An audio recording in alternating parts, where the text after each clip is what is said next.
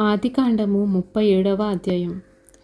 మరియు యోసేపు ఇశ్రాయేలు వృద్ధాప్యమందు పుట్టిన కుమారుడు గనుక తన కుమారులందరికంటే ఎక్కువగా అతన్ని ప్రేమించి అతని కొరకు విచిత్రమైన నిలుపుటంగి కుట్టించును. అతని సహోదరులు తమ తండ్రి అతన్ని తమకు అందరికంటే ఎక్కువగా ప్రేమించుట చూచినప్పుడు వారు అతని మీద పగపట్టి అతని క్షేమ సమాచారమైన అడగలేకపోయిరి. యోసేపు ఒక కల కని తన సహోదరులతో తెలియచెప్పగా వారు అతని మీద మరీ పగబట్టిరి. అతడు వారిని చూచి, నేను కనిన ఈ కలను మీరు దయచేసి వినుడి.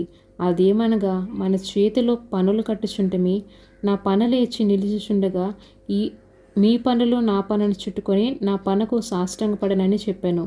అందుకు అతని సహోదరులు, నీవు నిశ్చయంగా మమ్మను నేలేదవా, మా మీద నువ్వు అధికారం వగుతావా అని అతన్ని చెప్పి అతని కళను బట్టి అతని మాటలు బట్టి అతని మీద మరింత పగబట్టిరి.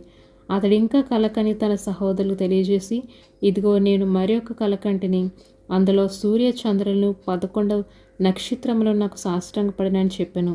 అతడు తన తండ్రితో సహోదరులతో అది తెలిసినప్పుడు అతని తండ్రి అతనితో, నీవు కల కనిన ఈ కళ ఏమిటి? నేను నీ తల్లియు నీ సహోదరు నిశ్చయంగా వచ్చి నీతో సాష్టాంగపడుతామా అని అతని గద్దించెను. అతని సహోదరులు అతని యందు అసూయపడిరి. అయితే అతని తండ్రి ఆ మాట జ్ఞాపకం ఉంచుకొనెను.